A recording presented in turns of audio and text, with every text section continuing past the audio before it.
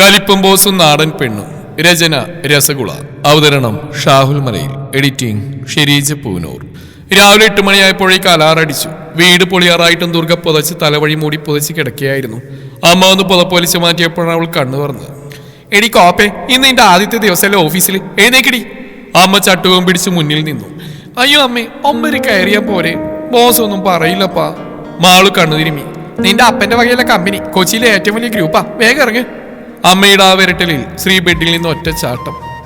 പിന്നെ ബാത്റൂമിലേക്കും അവിടെ നേരെ വാൾഡ്രോബിന് മുന്നിലേക്കും ഒരു മിന്നൽ പാച്ചിലായിരുന്നു.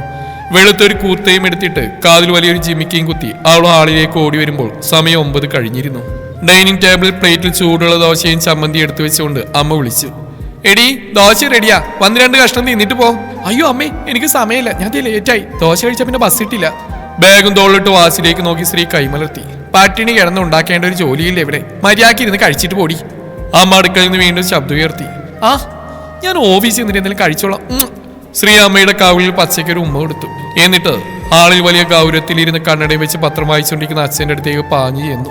അച്ഛൻ പത്രത്തിന് പുറകിൽ നിന്ന് മുഖം ഉയർത്തുന്നതിന് മുമ്പ് തന്നെ അവൾ അച്ഛന്റെ കഷ്ണിത്തലയിൽ ടപ്പേന്നൊരു ഉമ്മ വെച്ചു. ടാറ്റാ അച്ഛാ, ഞാൻ പോയി കമ്പനി പിടിച്ചിട്ട് വരാം. നോക്കി പോടി, ബസി തൂങ്ങി പിടിച്ച് കയറിയത് കേട്ടോ, അച്ഛൻ വിളിച്ചു പറയുമ്പോഴേക്കും അവൾ വീടിന്റെ പൂമുഖം കടന്നിരുന്നു. കയ്യിൽ വാട്ടർ ബോട്ടിലും കുലുക്കി ചെരുപ്പും കാലിൽ തട്ടിയിട്ട് അവൾ മുറ്റത്തുകൂടി ഒറ്റ ഓട്ടം. ഒടുവിൽ 2 വശത്തേക്ക് നോക്കാതെ ഇരുമ്പ് കയറ്റി വലിച്ചുറന്ന് റോഡിലേക്ക് അവൾ തുള്ളിച്ചാടി ഓടിയിറങ്ങി. ഓട്ടപ്പാച്ചിലിനൊടുവിൽ ശ്രീ വന്നിന്ന് ആകാശമുട്ട ഉയർന്നിൽക്കുന്ന ആ ഭീമാകരമായ ഗ്ലാസ് കെട്ടിടത്തിന് മുമ്പിലാണ്. തിളങ്ങുന്ന വലിയ അക്ഷരങ്ങളിൽ അതിനു മുകളിൽ എഴുതി വെച്ചിരിക്കുന്ന അവൾ പതുക്കെ വായിച്ചു. വർമ്മ ഗ്രൂപ്പ്സ്. എന്റെ അമ്മേ, ഇതാണോ സംഭവം?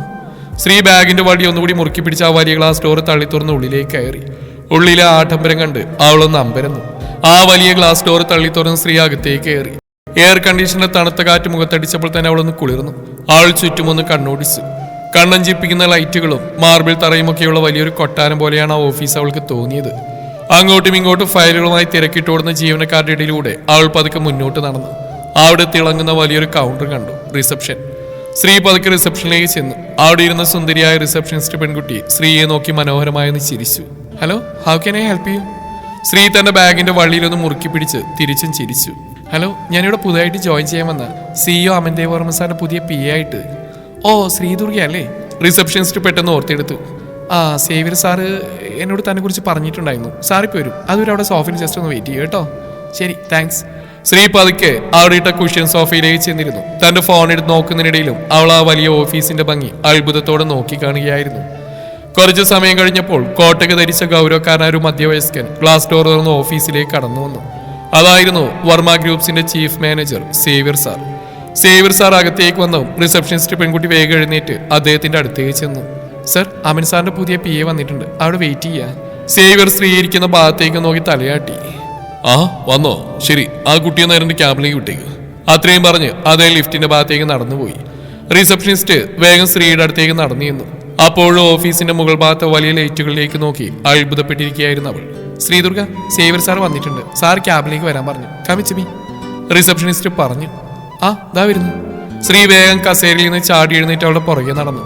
നടക്കുമ്പോഴും ചുറ്റുമുള്ള ഓരോ കാഴ്ചകളും അവൾ കൗതുകത്തോടെ നോക്കുന്നുണ്ടായിരുന്നു. ആ 2 പേരും കൂടി നേരെ ലിഫ്റ്റിന് മുമ്പിലെത്തി. റിസപ്ഷനിസ്റ്റ് ലിഫ്റ്റിന്റെ ബട്ടൺ അമർത്തി. ലിഫ്റ്റ് തുറന്നും അവരകത്തേക്ക് കയറി. റിസപ്ഷനിസ്റ്റ് 6ാമത്തെ നിലയുടെ ബട്ടൺ പ്രസ് ചെയ്തു. ലിഫ്റ്റ് പതുക്കെ മുകളിലേക്ക് വരുമ്പോൾ ശ്രീയുടെ ഉള്ളിൽ ചെറിയൊരു ആകാംക്ഷ തന്നെ ഉണ്ടായിരുന്നു. 6ാം നിലയിലെത്തി ലിഫ്റ്റ് തുറന്നു അവർ നേരെ നടന്ന സേവ്യർ സാറിന്റെ വലിയ നെയിം ബോർഡ് വെച്ച ക്യാബിന് മുന്നിലേക്കാണ്.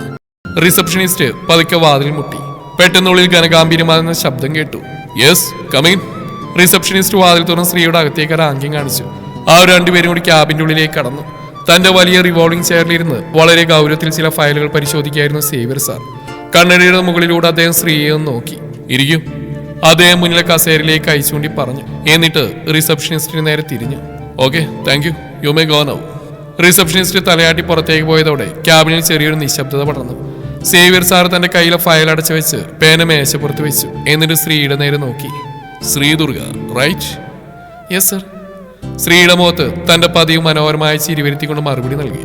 ഓക്കെ ശ്രീദുർഗ, വർമ്മ ഗ്രൂപ്പ്സിന്റെ CEO അമൻ ദേവ് വർമ്മ സാറിന്റെ പേഴ്സണൽ അസിസ്റ്റന്റ് ആയിട്ടാണ് നിന്നെ അപ്പോയിന്റ് ചെയ്തിരിക്കുന്നത്. You know that, right?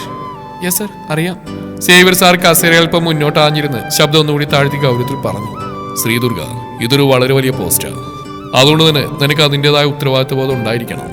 Aman sir എന്ന് പറയുന്ന ഒരു പ്രത്യേകതരം ക്യാരക്ടറാണ്. ജോലിയിൽ ഒരു ചെറിയ തെറ്റൂര് അദ്ദേഹം സഹിക്കില്ല.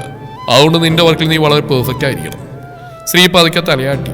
ഉള്ളിൽ ഇയാൾ ഇത്രയ്ക്ക് പേടിക്കാൻ മാത്രമുള്ള ഒരു രാക്ഷസനാണോ എന്ന വിചാരം ഉണ്ടായിരുന്നു. സേവ്യർ സാർ തുടർന്നു. സാറിന്റെ ക്യാബിൻ 12ാമത്തെ നിലയിലാണ്. നിന്റെ ക്യാബിൻ അതേ ഫ്ലോറിൽ തന്നെയാണ് വരുന്നത്.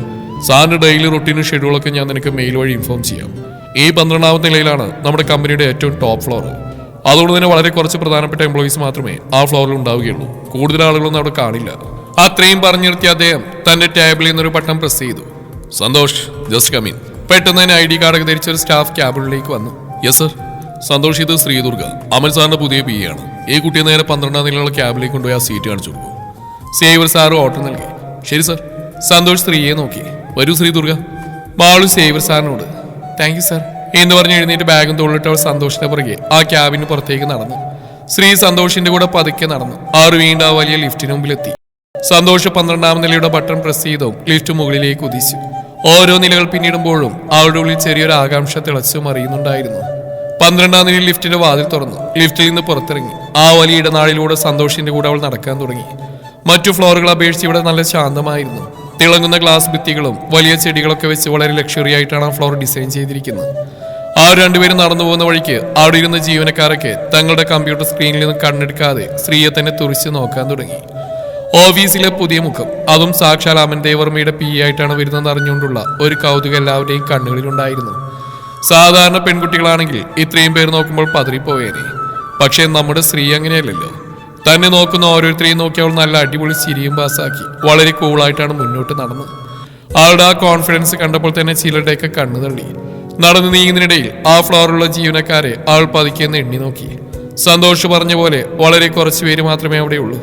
സ്ത്രീയും കൂടി ഉൾപ്പെടെ ആകെ 15 ജീവനക്കാരാണ് ആ ഫ്ലോറിൽ ജോലി ചെയ്യുന്നത്. അവൾ കൃത്യമായി നിരീക്ഷിച്ചു. അതിൽ തന്നെ ഉൾപ്പെടെ 7 പേർ പെൺകുട്ടികളാണ്. ബാക്കി വരുന്നവരിൽ 4 പേര് നല്ല ഗൗരവമുള്ള കണ്ണടയ്ക്ക് വെച്ച മധ്യവയസ്കരായ ചേട്ടന്മാരാണ്. അങ്ങനെയുള്ള മുതിർന്ന ഉദ്യോഗസ്ഥരുടെ ഇടയിലാണ് ബാക്കി 4 പേര് ഇരിക്കുന്നത്. ആളെ പോലെ തന്നെയുള്ള ചെറുപ്പക്കാർ, കാണാൻ നല്ല ഹാൻഡ്സവും സ്റ്റൈലിഷുമായ 4 പയ്യന്മാർ. മാളു ആ വഴി നടന്നുപോയപ്പോൾ ആ 4 പേരും തങ്ങളുടെ കസേരയിൽ അല്പം തിരിഞ്ഞിരുന്ന് അവളെ തന്നെ നോക്കുന്നുണ്ടായിരുന്നു.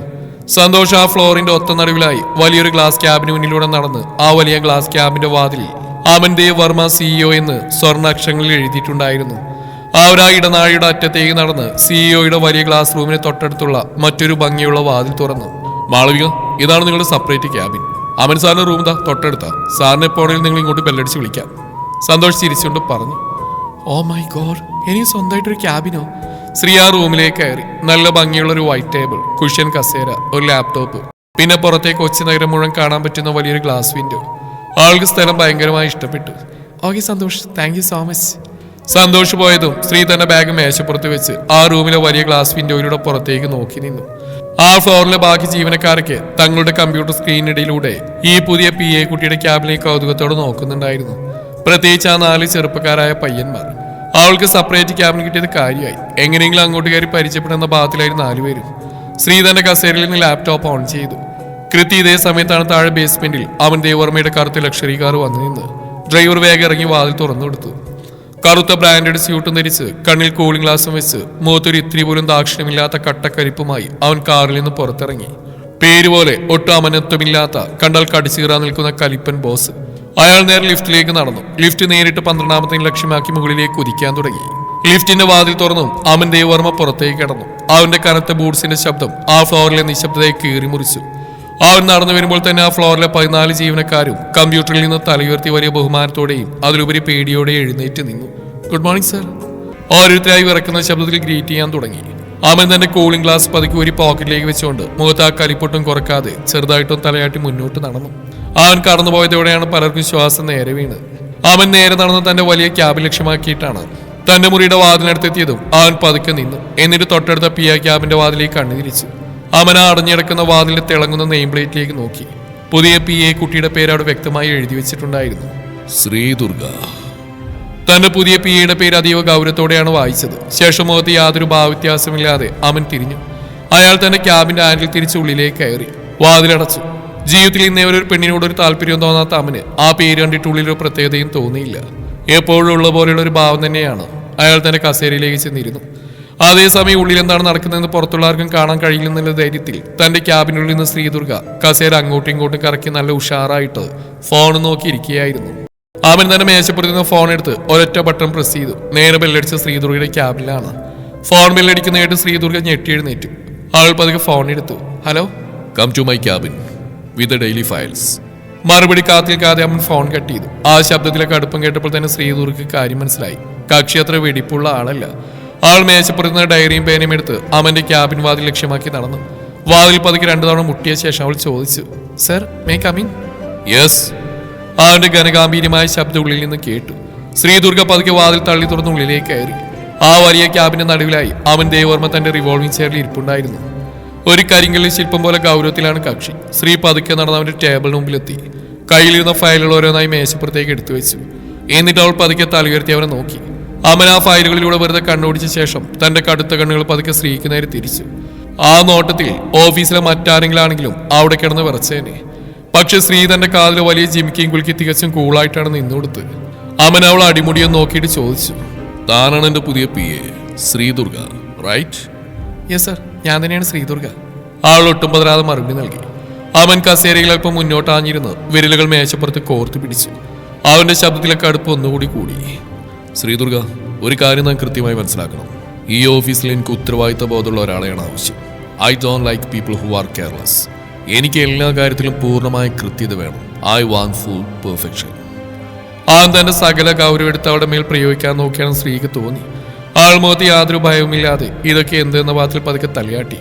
ശരി സർ, എല്ലാം സാർ പറഞ്ഞോളെ തന്നെ ചെയ്തോളാം. ശ്രീദുർഗ നാടൻ ശൈലിയും തലയാട്ടിക്കൊണ്ട് മറുപടി നൽകി. അവൻ അവളെ ഒന്നുകൂടി കനപ്പിച്ച് നോക്കിയിട്ട് പറഞ്ഞു, okay, you may go now. ബാക്കി വർക്കുകൾ സേവർ തന്നോട് പറയും. ശ്രീ തിരിഞ്ഞു തന്നെ ക്യാബിലേക്ക് നടക്കുമ്പോൾ മനസ്സിലോർത്തു, ഇയാൾ മനുഷ്യൻ തന്നെയാണോ? ഇയാൾക്ക് ചിരിക്കാറിയില്ലേ? ശ്രീദുർഗ ക്യാബിൽ നിന്ന് പുറത്തേക്ക് നടക്കുന്നത് അവൻ അതീവ ഗൗരവത്തോടെ നോക്കിയിരുന്നു. സമയം പതുക്കെ കടന്നുപോയി. ഉച്ച കഴിഞ്ഞിരുന്നു. മറ്റൊരു പ്രധാനപ്പെട്ട ബിസിനസ് മീറ്റിംഗിനായി അവൻ തന്റെ കോട്ടും ധരിച്ച് ഓഫീസിൽ നിന്ന് പുറത്തേക്ക് പോയി. തുടരും ഈ കഥയുടെ ബാക്കി ഭാഗം നാളെ ഇതേ സമയം.